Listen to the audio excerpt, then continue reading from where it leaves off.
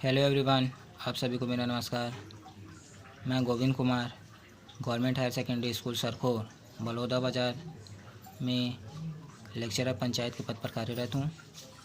और मैं आज अपने इस वीडियो में 12th क्लास के मैथमेटिक्स सब्जेक्ट से एक इम्पॉर्टेंट टॉपिक अवयव के बारे में बताने वाला हूँ। तो आज मैं अपने इस वीडियो में अवयव होता क्या है, ये कितने प्रकार के होते हैं और दो अवयव आपस में समान कब होते हैं, तो इन सब के बारे में आज इस वीडियो में हम चर्चा करेंगे। तो आइए अब हम अपने टॉपिक के ओर बढ़ते हैं। अवयव। तो देखिए, अवयव का उपयोग तो गणित के क्षेत्र के साथ साथ भौतिकी जगत में, वाणिज्यिक जगत में और कंप्यूटर जगत में भी उपयोग किया जाता है। कंप्यूटर जगत में इलेक्ट्रॉनिक स्प्रेडशीट बनाने के लिए जिस प्रोग्राम का उपयोग किया जाता है, उस प्रोग्राम में भी अवयव का उपयोग किया जाता है। और ब्रिटिश गणितज्ञ ऑर्थन कैले ने सर्वप्रथम इसके उपयोग की धारणा को रखा। फिर उसके बाद हाइजेनबर्ग, जो कि महान भौतिक शास्त्री हैं, उन्होंने अपने क्वांटम सिद्धांत में अवयव का उपयोग किया था। अब देखते हैं हम गणित जगत पे अवयव का उपयोग क्यों करते हैं। तो जैसे कि यहाँ लिखा है मैंने कि रैखिक समीकरण के निकाय को हल करने के लिए संक्षिप्त व सरल विधियाँ प्राप्त करने के परिणाम स्वरूप अवयव की संकल्पना का विकास हुआ। अर्थात रैखिक समीकरण तो हम सभी पढ़ चुके हैं 9th क्लास में, 10th क्लास में। क्या होता है रैखिक समीकरण? एक ऐसा समीकरण जिसमें चर राशि की अधिकतम घात क्या हो? 1 हो। तो ऐसे समीकरण को हम क्या बोलते हैं? रैखिक समीकरण। जैसे कि यहाँ एक चर x है, तो एक चर वाला रैखिक समीकरण। यहाँ दो चरों का उपयोग हुआ है इस समीकरण में, तो ये दो चर वाला समीकरण। वैसे ये 3, वैसे हम इसको 4 भी बोल सकते हैं। तो एक चीज़ यहाँ हम देखते हैं कि कुछ रैखिक समीकरण क्या होते हैं, बहुत ही जटिल होते हैं। और हम पिछले कक्षा में रैखिक समीकरण को हल करने की विधियों के बारे में पढ़ चुके हैं। प्रतिस्थापन विधि, विलोपन विधि और भी विधियाँ हैं। लेकिन इस विधि में रैखिक समीकरण को सॉल्व करना थोड़ा जटिल हो जाता है। जो जटिल रैखिक समीकरण होते हैं उनके लिए, जैसे ये 4 चर वाला रैखिक समीकरण दे दिया, तो इसी में और 4 समीकरण दे देंगे, चार समीकरण दे देंगे 4 चरों वाला। तो इसमें हमको बहुत ही कठिनाई होती है। तो तब इस स्थिति में रैखिक समीकरण को अधिक सरल तरीके से या सरल विधि से हल करने के लिए हम किसका उपयोग कर सकते हैं? अवयव। तो इसीलिए अवयव गणित के क्षेत्र में आया। अब हम लोग देखते हैं कि अवयव कैसे होता है या अवयव को हम कैसे दर्शाते हैं और इसके अवयव क्या होते हैं और अवयव क्या होते हैं। तो देखिए, जैसे कि मैंने अवयव की यहाँ पहले परिभाषा लिखी है कि mn संख्याओं का आयताकार व्यू जिसमें m पंक्तियाँ तथा n स्तंभ हो, तो इसे m क्रॉस n कोटि का अवयव कहते हैं। और अवयव को हम किससे दर्शाते हैं या किससे परिबद्ध करते हैं? आयताकार ब्रैकेट, या जिसे हम बड़ा कोष्ठक भी बोलते हैं, और छोटा कोष्ठक या स्मॉल ब्रैकेट से परिबद्ध करते हैं। और अवयव को साधारणतया हम अंग्रेजी के कैपिटल लेटर से डिनोट करते हैं। और अवयव में उपस्थित अवयव को हम संख्याओं से या फिर अंग्रेजी के स्मॉल लेटर से दर्शाते हैं। जैसे कि यहाँ मैंने एक अवयव लिखा है a, जिस पर अवयव क्या है? a, स्मॉल a लिखा हूँ ना यहाँ स्मॉल लेटर में। हाँ, तो यहाँ A11, A12 up to A1n। वैसे ही कॉलम में जब मैं अवयव को लिखा हूँ तो A11, 21, AM1। तो आप यहाँ बोलोगे कि यहाँ ये 11, 12 या 1n कैसे आया? तो देखिए मैं बताता हूँ। तो सबसे पहले ये भी देख लेते हैं कि हम ये पूरे अवयव को, ये जो ऐसे लिखा है ना यहाँ A11, 12 अप टू A1n, तो ये पहले रो या पहले पंक्ति के अवयव है। एक चीज़ इसमें याद रखोगे कि पंक्ति किसको बोलते हैं और स्तंभ। तो यहाँ जो क्षैतिज रेखा पर जो उपस्थित जितने भी अवयव हैं वो पंक्ति, जैसे ये पहले रेखा पर उपस्थित है, पहला पंक्ति, दूसरा पंक्ति, ये तीसरा पंक्ति, जिसको इंग्लिश में हम रो बोलते हैं। और ये पहले इस है ना, और ये ऊर्ध्वाधर रेखा, ये पहले ऊर्ध्वाधर रेखा हो गया, दूसरा, ऐसे आप समझ सकते हो ना। तो ये पहले ऊर्ध्वाधर रेखा पर उपस्थित है, तो ये पहला स्तंभ, ये दूसरा स्तंभ। वैसे ही कहाँ तक जा रहा है, ये एनवा स्तंभ, कहाँ तक जा रहा है, एनवा स्तंभ। और वैसे ये पंक्ति कहाँ तक के जा रहा है, 1 2, कहाँ तक जा रहा है, एम व पंक्ति, इसलिए इसको हम लोग क्या पढ़ते हैं, m क्रॉस n। तो पहले जब भी हम लोग अवयव के बारे में या अवयव की कोटि के बारे में लिखते हैं तो सर्वप्रथम पंक्ति की संख्या आती है, फिर क्रॉस साइन, फिर उसके बाद स्तंभ की संख्या। वैसे यहाँ अवयव में भी यहाँ i और j लिखा है ना, तो यहाँ i किसको दर्शाता है, पंक्ति को, और j किसको दर्शाता है, स्तंभ को। तो अवयव जिस पंक्ति में होंगे उस पंक्ति का संख्या यहाँ आएगा, और j के जगह में अवयव जिस स्तंभ में होंगे उसका संख्या आएगा। जैसे कि एग्जाम्पल के लिए मैं आपको दिखा सकता हूँ। यहाँ ये देखिए, ये अवयव A है और ये सभी इसके अवयव हैं। तो देखिए पहले क्षैतिज रेखा पर उपस्थित अवयव, ये पहला पंक्ति हो गया, ये दूसरा पंक्ति और ये तीसरा। और ये पंक्ति को इंग्लिश में रो बोलते हैं, पंक्ति को इंग्लिश में, पंक्ति मीन्स रो, इसलिए यहाँ पंक्ति को इंग्लिश में क्या बोलते हैं, रो। इसलिए पहले पंक्ति को R1 से रो 1, दूसरे पंक्ति को R2 से रो 2, तीसरे पंक्ति को R3 से रो 3 से डिनोट करते हैं। तो वैसे ये स्तंभ है, स्तंभ को हम लोग क्या बोलते हैं इंग्लिश में,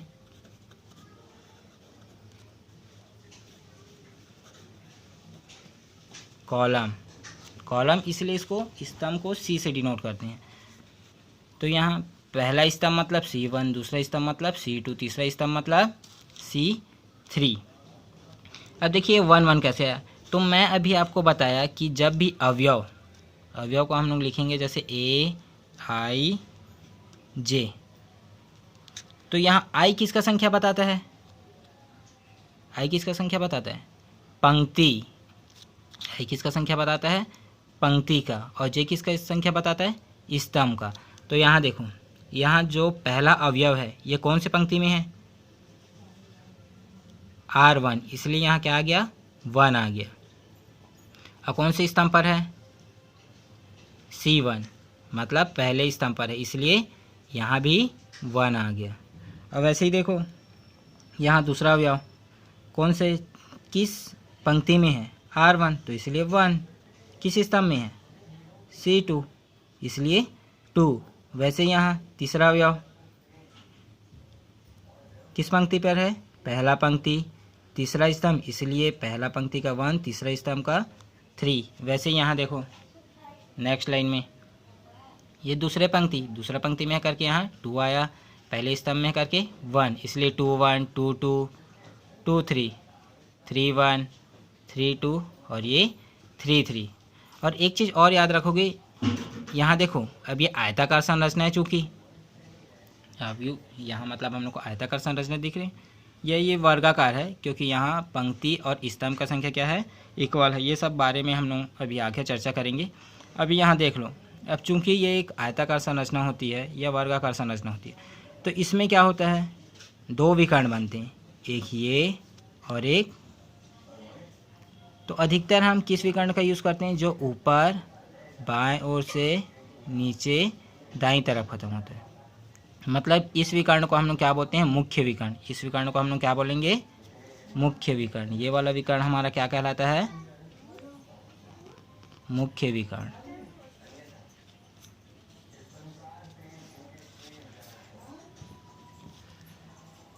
तो अब आप अवयव के बारे में जान गए होंगे। अब यहीं पर एक क्वेश्चन के थ्रू हम अवयव को अच्छे से और समझ जाएंगे। यहाँ देखिए 2 अवयव को मैंने लिखा है। पहला अवयव जिसमें 4 अवयव उपस्थित है कुल टोटल, तो ये 4 अवयव कैसे। अब यहाँ देखो, अब इसका अगर मैं कोटि पूछूं, अवयव A का कोटि पूछूं, तो मैं क्या बताया था परिभाषा ही में कि अवयव का कोटि क्या होता है। अवयव का कोटि को कैसे दर्शाते हैं हम लोग, अवयव पर उपस्थित पंक्ति की संख्या। तो कितना पंक्ति है, 1 2, तो इसलिए यहाँ क्या आ जाएगा 2, क्रॉस स्तंभ कितना है 1 2, इसलिए यहाँ भी क्या आ जाएगा स्तंभ 2। अब ऐसे अगर मैं बी का कोटि पूछूं तो क्या होगा, सोचिए। यहाँ कितना पंक्ति है 1 2 3, इसलिए यहाँ 2, और स्तंभ कितना है 1 2 3। नहीं सॉरी ये गलत लिख दिया था मैं। यहाँ पंक्ति कितना है 3 और स्तंभ भी 3 है, इसलिए इसका जो कोटि होगा वो क्या होगा 3 क्रॉस 3 और इसका कोटि 2 क्रॉस 2।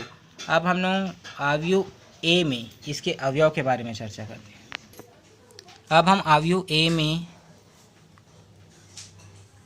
ए के अवयव के बारे में चर्चा करेंगे। तो अवयव ए में टोटल कितना, इसका कोटि कितना 2 क्रॉस 2, मतलब 2 2 ज़ा 4, मतलब इसमें कितने अवयव हैं 4 अवयव।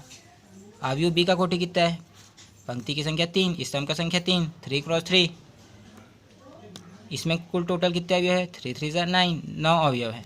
अब यहाँ देखेंगे अवयव ए में A11 वाला अवयव कौन सा है, मतलब एक ऐसा अवयव जो पहला पंक्ति में हो और पहला स्तंभ में। तो कौन सा पहला पंक्ति में है, यहाँ देखो ये क्या है पहला पंक्ति और ये दूसरा पंक्ति।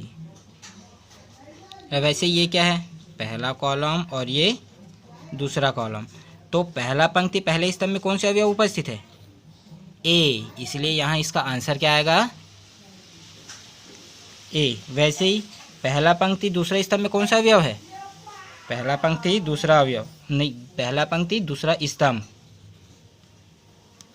तो यहाँ बी।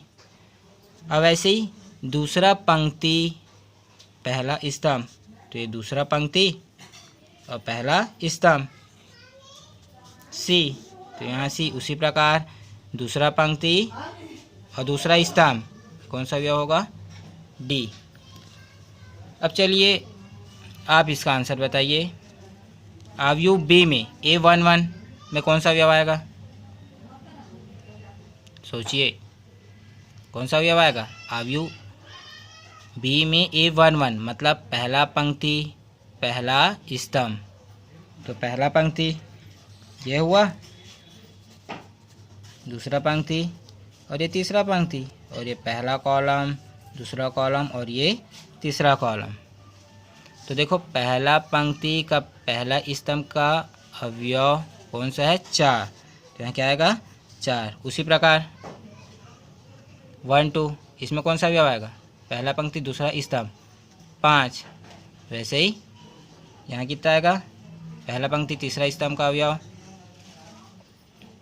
अब वैसे ही दूसरा पंक्ति और पहले स्तंभ पर उपस्थित अवयव क्या है 7। उसी प्रकार से आप A22 मतलब दूसरा पंक्ति दूसरा स्तंभ पर कौन सा अवयव उपस्थित है। तो देखिए ये जो है पंक्ति और यहाँ A11 A21 A12 A22 उस अवयव का स्थान को निश्चित करता है, मतलब अवयव किस स्थान पर है ये बताते हैं। जैसे अब मैं यहाँ बोलूँगा कि अवयव बी में है ना, अवयव बी का A23 अवयव कौन सा है, मतलब जो दूसरा पंक्ति में और तीसरे स्तंभ में हो ऐसा अवयव कौन सा है, तो दूसरा पंक्ति तीसरा स्तंभ कौन सा अवयव है 9, तो इसलिए यहाँ 9 आएगा। आगे आप इसको सॉल्व करेंगे। अब यहाँ देखिए, अब मैं इसमें एक अवयव सी ले लिया। यहाँ देखो यहाँ पंक्ति की संख्या कितना है 1 और ये 2, और स्तंभों की संख्या 1 2 और ये 3, अर्थात ये कौन से क्रम का अवयव है 2 क्रॉस 3। अभी चूँकि मैंने बताया था ना कि जब अवयव का कोटि लिखते हैं ऑर्डर, तो ये कौन से ऑर्डर का अवयव है या कौन से कोटि का अवयव है 2, क्योंकि यहाँ पंक्ति की संख्या 2 है स्तंभ की संख्या 3। अब आप अवयव के बारे में जहाँ तक के जान गए होंगे। अब हम लोग देखते हैं अवयव के प्रकार। तो पहला इसमें है शून्य अवयव। तो एक ऐसा अवयव जिसमें सभी अवयव क्या हो शून्य हो। मैं इसके बारे में डिटेल से नहीं लिखा हूँ, आप अच्छे से सुनेंगे और ध्यान देंगे। शून्य अवयव। तो शून्य अवयव किसे कहेंगे? एक ऐसा अवयव जिसमें सभी अवयव क्या हो, जिसके सभी अवयव जीरो हो। जैसे कि एक मैं अवयव ए लिख दिया, अब यहाँ अवयव सभी अवयव को मैं क्या लिख देता हूँ? 0 0 0 0। तो ये कौन सा अवयव हो गया? शून्य अवयव। या फिर मैं एक अवयव ऐसे लिख देता हूँ बी, यहाँ 0 0 0। तो ये सब क्या हो गया? इसमें सभी अवयव क्या हैं? ज़ीरो हैं। चाहे वो किसी भी कोटि का हो, चाहे उसमें अवयव की संख्या क्या हो, 9 हो, 4 हो, जितने भी हो, अगर किसी भी अवयव में उसके सभी अवयव क्या हो? ज़ीरो हो, तो वो कौन सा अवयव कहलाता है? शून्य अवयव। अब हम लोग देखेंगे पंक्ति अवयव। तो पंक्ति अवयव किसे कहते हैं? एक ऐसा अवयव जिसमें एक ही पंक्ति हो। स्तंभ देखो, यहाँ एक ही पंक्ति है, तो इसलिए ऐसे अवयव को हम लोग क्या बोलेंगे? पंक्ति अवयव। क्योंकि यहाँ एक ही पंक्ति है और स्तंभ देखो कितने हैं? 1 2 3 4। मतलब एक ऐसा अवयव जिसमें एक ही पंक्ति हो और एक से अधिक क्या हो? स्तंभ हो, तो ऐसे अवयव को क्या बोलेंगे? पंक्ति अवयव। अब जैसे मैं यहाँ लिख दूंगा कि एक अवयव बी है, अब यहाँ एक अवयव लिख दिया, यहाँ 2। अब यहाँ एक ही पंक्ति है और एक ही स्तंभ, तो ये अवयव पंक्ति अवयव नहीं कहलाएगा, ना ही स्तंभ अवयव कहलाएगा, क्यों है ना? ये अवयव, इस अवयव को बारे में हम आगे पढ़ेंगे। यहाँ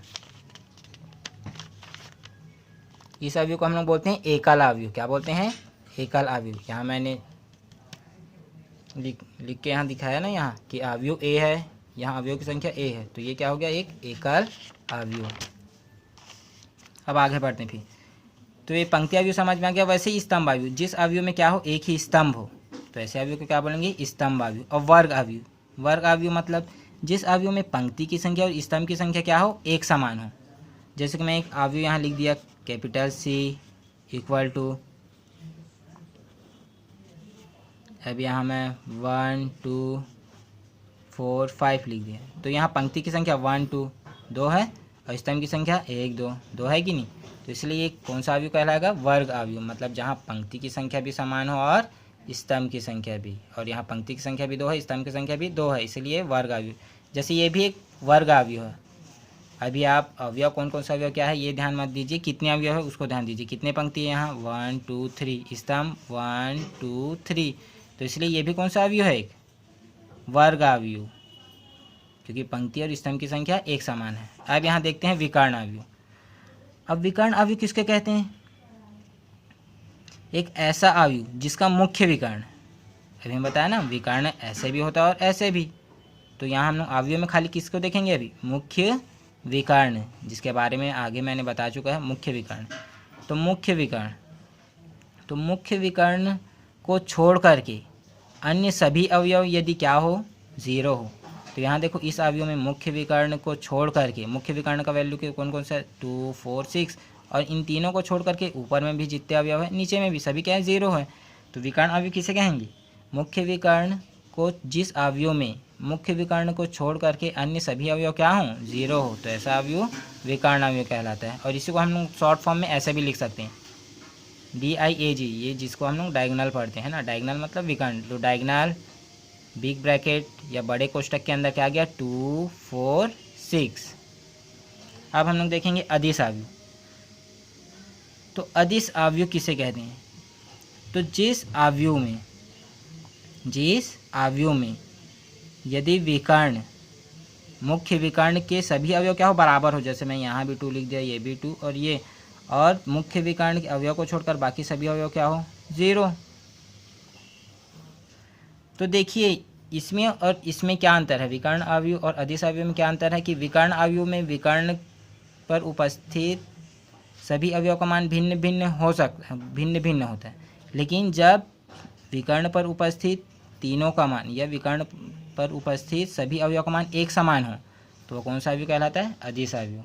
मतलब विकर्ण पर उपस्थित अवयव के मान एक समान हो और विकर्ण के मान है ना, विकर्ण पर उपस्थित मानों को छोड़कर अन्य सभी मान यदि क्या हो? ज़ीरो हो, तो ऐसे अवयव को हम क्या बोलेंगे? अदिश अवयव। यह सिंपल वे में हम बोल सकते हैं कि विकर्ण अवयव में यदि विकर्ण के तीनों अवयव का मान क्या हो? इक्वल, तो वो अवयव किस में बदल जाता है? अदिश अवयव में। अब हम लोग देखते हैं इकाई अवयव।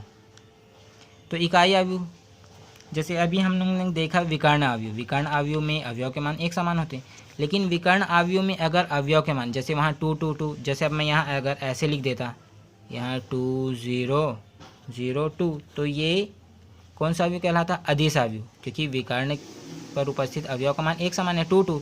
लेकिन अगर मैं विकर्ण की जगह यहाँ 1 आ जाएगा 1, मतलब विकर्ण पर उपस्थित सभी अवयव का मान यदि क्या हो? एक हो, इकाई हो। एक मतलब इकाई, है ना। तो ऐसे अवयव को हम लोग क्या बोलते हैं? इकाई अवयव या फिर तत्समक अवयव बोलते हैं। ठीक है, क्या कौन सा अवयव बोलते हैं? इकाई अवयव। मतलब यदि किसी विकर्ण अवयव में विकर्ण का मान क्या हो? विकर्ण के सभी अवयव का मान 1 1 हो, तो किस अवयव में बदल जाता है? इकाई अवयव। तो इकाई अवयव में विकर्ण का मान क्या होता है? 1 1 होता है। मतलब विकर्ण पर उपस्थित अवयव का मान 1 1 होता है और अन्य सभी मान 0। तो ऐसे अवयव को क्या बोलते हैं? इकाई अवयव। अब हम लोग देखेंगे ऊपरी त्रिभुजी अवयव। तो एक ऐसा अवयव जिस पर विकर्ण के नीचे सभी अवयव क्या हो? 0 हो। जैसे एग्जांपल के लिए मैं यहाँ एक अवयव बी लिख देता हूँ। अब यहाँ अगर मैं अवयव यहाँ लिख दिया 1 2 3 4 5 और यहाँ 6, तो यहाँ 0 0 0। तो देखिए यहाँ मुख्य विकर्ण के नीचे सभी अवयव का मान क्या है? 0 है। और ऊपर में क्या बन रहा है? त्रिभुज संरचना बन रहा है। तो इसलिए इसको हम लोग क्या बोलते हैं? ऊपरी त्रिभुजीय अवयव। उसी प्रकार से अगर मैं कोई अवयव ऐसा लिखूं कि यहाँ 1 2 3 4 5 6 और मुख्य विकर्ण के ऊपर के सभी अवयव क्या हों? ये मुख्य विकर्ण है और उसमें ऊपर के सभी अवयव क्या हों? 0 हो, तो नीचे त्रिभुज बनता दिख रहा है। तो इसलिए इसको क्या कौन सा अवयव बोलते हैं? निम्न त्रिभुजी अवयव। और अगर ऊपर में त्रिभुज बनता दिखाई दे रहा है मतलब ऊपरी त्रिभुजी अवयव। ऊपरी त्रिभुजी अवयव में मुख्य विकर्ण के नीचे सभी अवयव 0 होते हैं और निचले त्रिभुजी अवयव, निचली बोलते हैं या निम्न नहीं, इसको नीचे।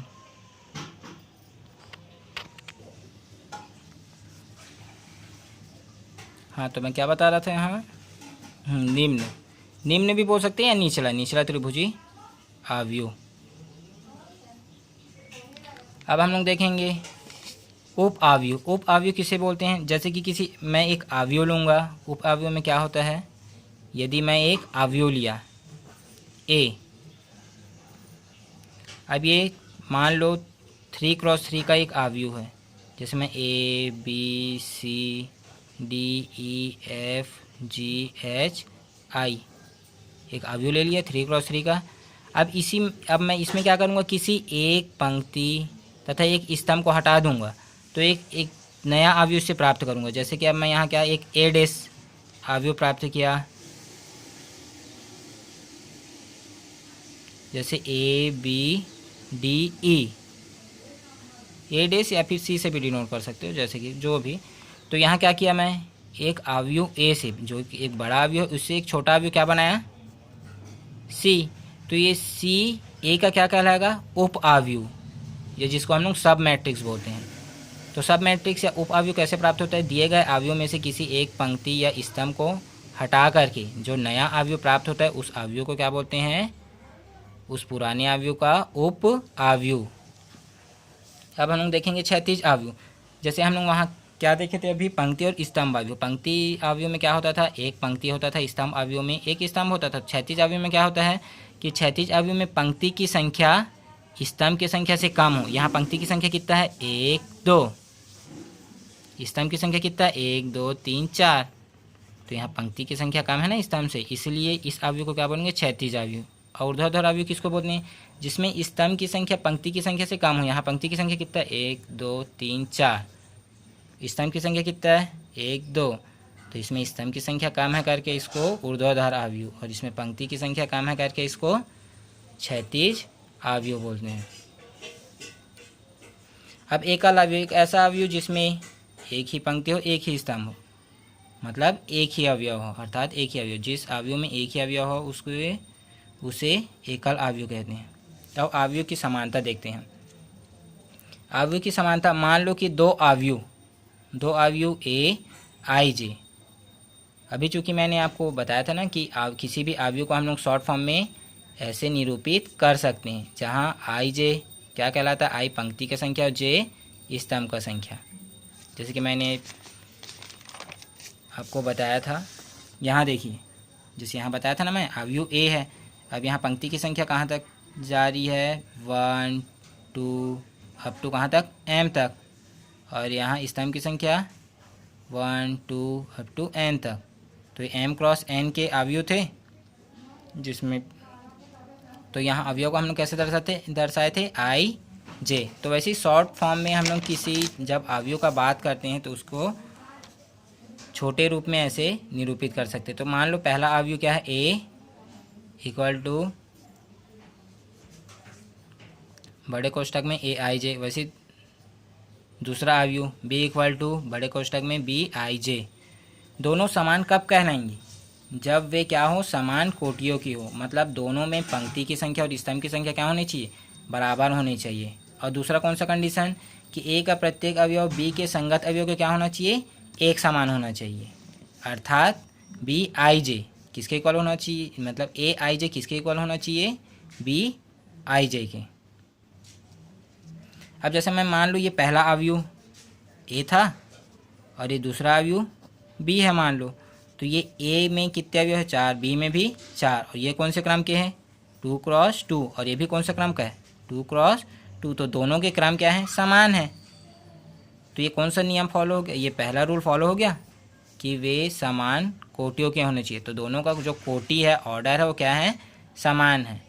अब दूसरा कंडीशन क्या लिखा है कि a का प्रत्येक अवयव b के संगत अवयव के समान होना चाहिए। मतलब इसका जो पहला पंक्ति पहला स्तंभ में जो अवयव है, इसके भी पहले पंक्ति पहले स्तंभ के समान होना चाहिए। तो देखिए यहाँ जो पहला पंक्ति A11 वाला एलिमेंट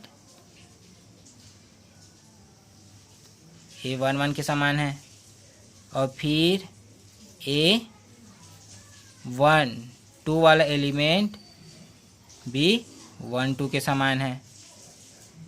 और वैसे ही यहाँ देखते हैं, ये कौन सा एलिमेंट है, कौन से स्थान का, 2 2। तो A22 वाला एलिमेंट B22 के समान है। और वैसे ही A21 वाला एलिमेंट किसके इक्वल है, B21 के।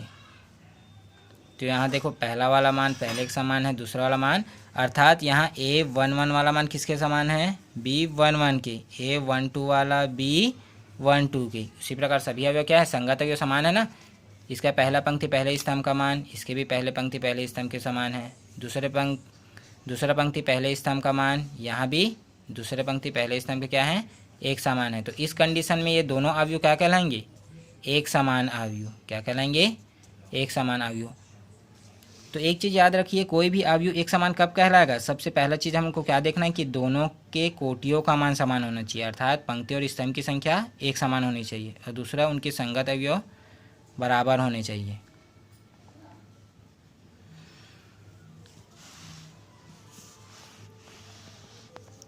अब यहाँ आपके लिए एक होमवर्क है। देखिए अवयव ए जो कि यहाँ दर्शाया गया है, यहाँ कितने पंक्ति है, 1 2 3, और स्तंभ कितने हैं, 4। तो ये कौन से क्रम, अभी आपको बताना ना ये किस ऑर्डर का है या किस कोटि का है, ठीक है। तो यहाँ देखिए ये प्रश्न आपको दिया गया है। पहला है इसमें कि अवयव ए में अवयव ए की कोटि कितनी है, अवयवों की संख्या कितनी है, और अवयव A13 21 A33 A23 का मान कितना कितना होगा, ये सब आपको सॉल्व करके देखना है। और ये दूसरा क्वेश्चन देखिए कि A इक्वल टू अवयव, एक मैट्रिक्स अवयव A दिया है जिसका मान इतना है। अब यहाँ पंक्ति की संख्या कितनी है, स्तंभ की संख्या कितनी है, एक पंक्ति में कुल कितने अवयव उपस्थित है, एक स्तंभ में कितने अवयव उपस्थित है, और कुल कितने अवयव हैं, इसका क्रम कितना है, और क्या यह वर्ग अवयव हैं। क्रम, यहाँ क्रम से मतलब कोटि से ही है। क्या अलग अलग बुक में कभी क्रम लिख देता है, कभी कोटि लिख देता है, ठीक है।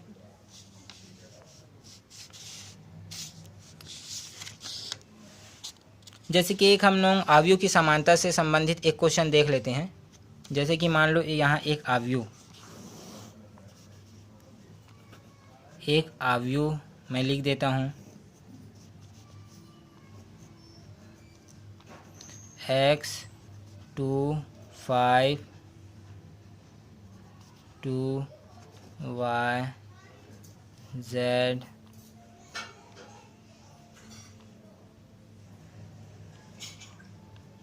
1 2 3 और दूसरा अवयव लिख देता हूँ b इक्वल टू 1 2 5 यहाँ 2 3 4 और यहाँ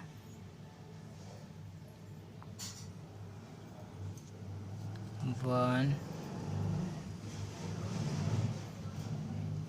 p q। अगर देखो मैं यहाँ दो अवयव लिखा हूँ, एक अवयव a है जिसका मान देखिए पहले पंक्ति में क्या क्या मान है x 2 5, दूसरे पंक्ति में 2 y z और तीसरे पंक्ति में 1 2 3। अब ये दूसरा अवयव लिख दिया हूँ मैं जिसकी अवयव है 1 2 5 2 3 4 और 1 p q। अब मैं यहाँ अगर क्वेश्चन आपको पूछता हूँ कि यदि अवयव a बराबर है b के, तब अज्ञात राशि यो का मान ज्ञात करो। अर्थात किसका मान ज्ञात करना है हमको, x y z और p और q का। अब मैं चूंकि क्या बोल दूँ कि ये दोनों अवयव क्या हैं, एक समान है, दोनों अवयव एक समान है। तो दोनों अवयव एक समान है अर्थात a किसके इक्वल है, b के। तो अब मैं यहाँ दोनों अवयव को अगर एक समान इक्वली ले लेता हूँ, ये a किसके इक्वल है, b के, तो इसका 1 1 एलिमेंट 1 1 के इक्वल होगा, तो x का वैल्यू कितना होगा 1। अब ऐसे ही y का वैल्यू क्या होगा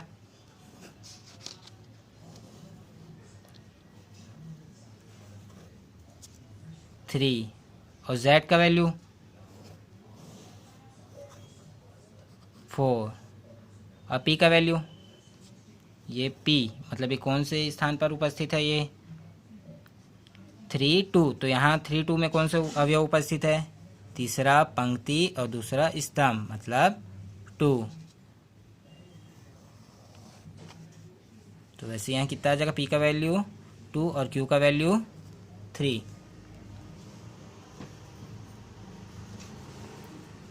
तो इस प्रकार से हमने आज के इस वीडियो पर अवयव के बारे में चर्चा कर ली, उनके प्रकारों के बारे में पढ़ लिया। एक बार देख लेते हैं वापस फिर से। अवयव के बारे में हमने पढ़ा, फिर उसके प्रकार के बारे में, अवयव क्या होता है ये भी पढ़ा, और अवयव की समानता के बारे में। तो आज के लिए इतना ही बस, और आपके लिए ये होमवर्क है, आप इस होमवर्क को कर लीजिएगा। और जो भी डाउट होता है इसके बाद हम नेक्स्ट वीडियो में मैं आपको अवयवों का योग, अवयवों का व्यवकलन और उनके गुणा, अवयवों का गुणा कैसे होता है, ये सब के बारे में मैं बताऊंगा।